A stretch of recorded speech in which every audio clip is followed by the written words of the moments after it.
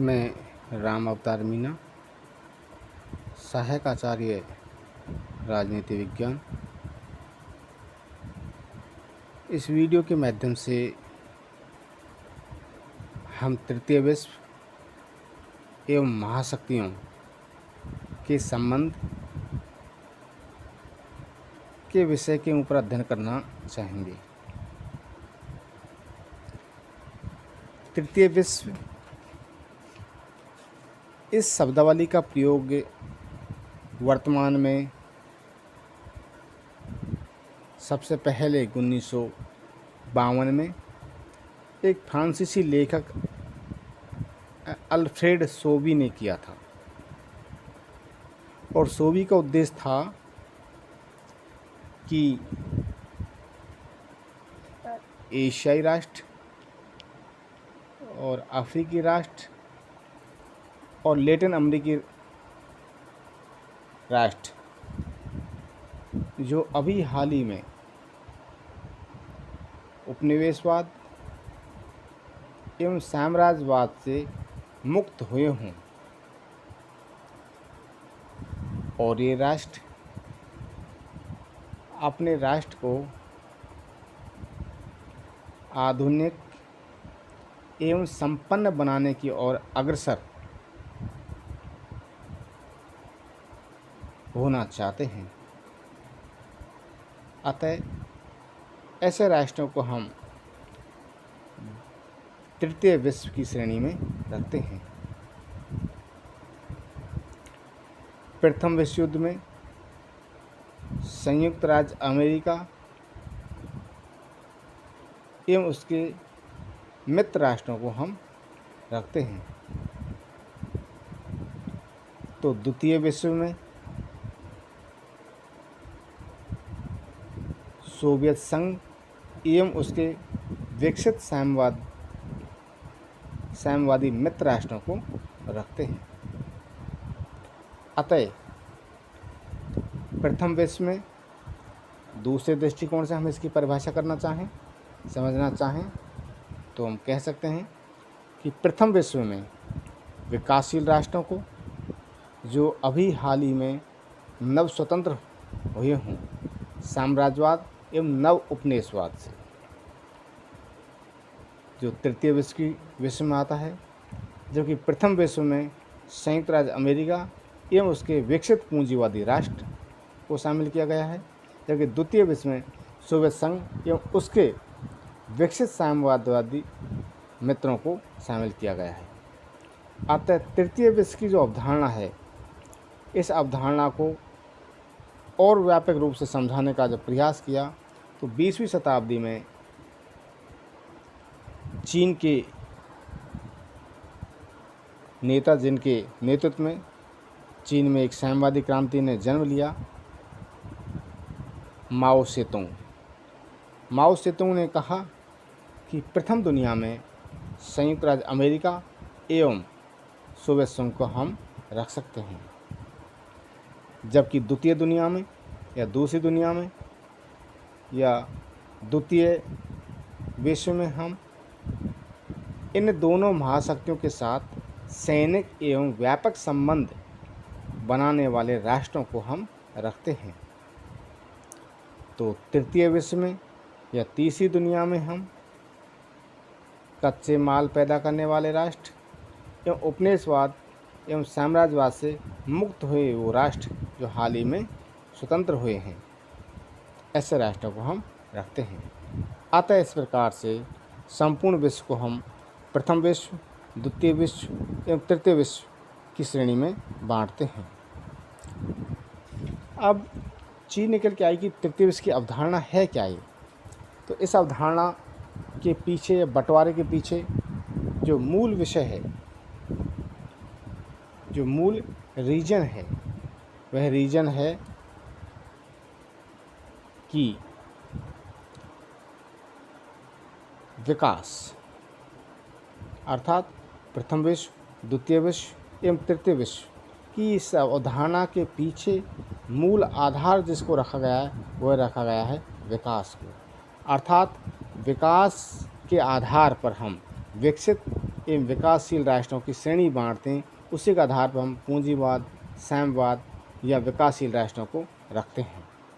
अतः हम कह सकते हैं कि तृतीय विश्व की अवधारणा एक विकास के दृष्टिकोण के ऊपर हम रखते हैं। अब आती है तृतीय विश्व की सामान्य विशेषताएं क्या हैं। तृतीय विश्व की विशेषताएं क्या हैं? सामान्यतः ये माना जाता है कि तृतीय विश्व एक विकासशील राष्ट्रों का समूह है। इन सभी तृतीय विश्व के राष्ट्रों की सामान्यतः विशेषताएं एक जैसी हैं, इनकी समस्याएं भी एक जैसी हैं, तो इनकी विशेषताएं भी एक जैसी हैं। अतः हम कह सकते हैं कि तृतीय विश्व के सभी राष्ट्र कृषि प्रधान अर्थव्यवस्था वाले होते हैं, क्योंकि इनकी जीविकोपार्जन या का जो आधार है वह कृषि है। अर्थात इन राष्ट्रों की अधिकांश जनसंख्या कृषि के ऊपर अपना जीवन यापन करती हैं, इसलिए जनसंख्या का दबाव ही कृषि के ऊपर बना रहता है। दूसरा विषय आता है निर्यात पर आश्रित अर्थव्यवस्था, अर्थात इन विकासशील राष्ट्रों के द्वारा कच्चा माल विकसित राष्ट्रों को निर्यात किया जाता है, इसलिए इनकी अर्थव्यवस्था निर्यात के ऊपर टिकी हुई होती है। अर्थात इन्हें हम कच्चे माल के उत्पादक राष्ट्र की श्रेणी से भी सुशोभित कर सकते हैं। तीसरा बिंदु आता है असंतुलित व्यवस्थाएं, अर्थात इन देशों के अंतर्गत प्रशासनिक व्यवस्था हो या आर्थिक व्यवस्थाएं हैं या सामाजिक व्यवस्थाएं हैं या राजनीतिक व्यवस्थाएं हैं, अभी हाल ही में स्थापित हुई हैं, इसलिए पूर्णतः व्यवस्थित नहीं है, अतः विकास की ओर अग्रसर हैं, स्थापित होने की ओर जारी हैं, परंतु अभी पूर्णतः स्थापित नहीं हुई हैं, इसलिए असंतुलित हैं, अर्थात इन व्यवस्थाओं में संतुलन नहीं आया है। चौथा बिंदु जब आता है इसमें एक दल की प्रणाली, अर्थात इन विकासशील राष्ट्रों में सामान्यतः किसी एक ही दल या एक ही पार्टी का शासन लगातार चलता रहता है, क्योंकि उस दल के द्वारा या उस पार्टी के द्वारा उस देश को स्वतंत्र कराने में अहम योगदान दिया हुआ होता है। इसके लिए संपूर्ण जनमानस में वही दल उस राष्ट्र का वास्तविक रूप से नेतृत्व करता रहता है। अतः हम कह सकते हैं कि इन देशों की दलीय प्रणाली एक दलीय प्रणाली की दृष्टिकोण से आगे बढ़ती है। तीसरा आता है अस्थिर राजनीतिक व्यवस्थाएं, अर्थात अभी हाल ही में स्वतंत्र होने के उपरांत इन देशों में राजनीतिक व्यवस्थाएं स्थापित होती हैं, परंतु उनमें स्थिरता या उनमें स्थायित्वता अभी आना बाकी है। अतः हम कह सकते हैं कि यहाँ राजनीतिक व्यवस्था में भी उथल पुथल का दौर चलता रहता है।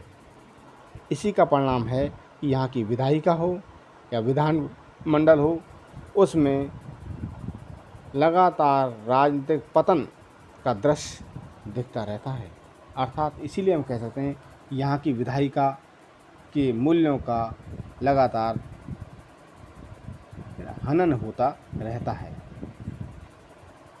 ये देश या ये राष्ट्र अपने बजट का अधिकांश व्यय अपने विकास के ऊपर या जनता के कल्याण के ऊपर खर्च न करके सैनिक साजो सामान के ऊपर अत्यधिक खर्च करते हैं, क्योंकि इन राष्ट्रों को सुरक्षा की चिंता अत्यधिक बनी हुई रहती है।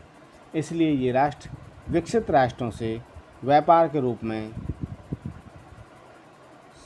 अधिकांशतः जो आयात करते हैं उसमें सैन्य सामग्री ही शामिल होती है।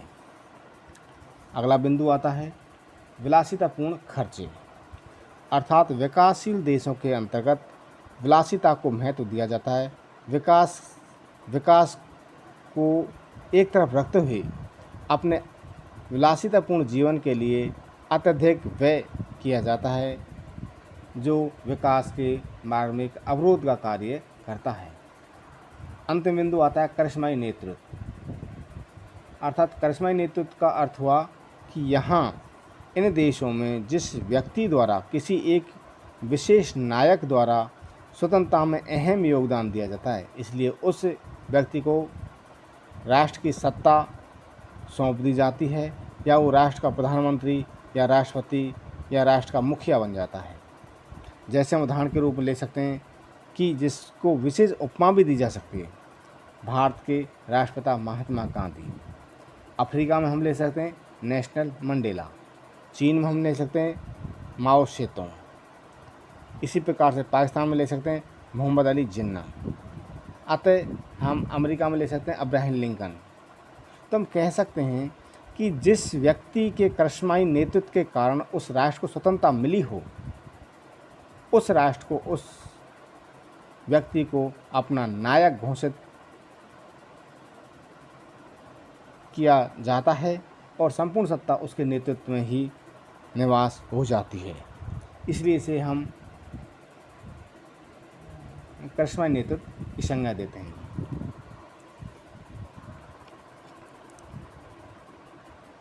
धन्यवाद। राम अवतार मीना, सहायक आचार्य, राजनीति विज्ञान।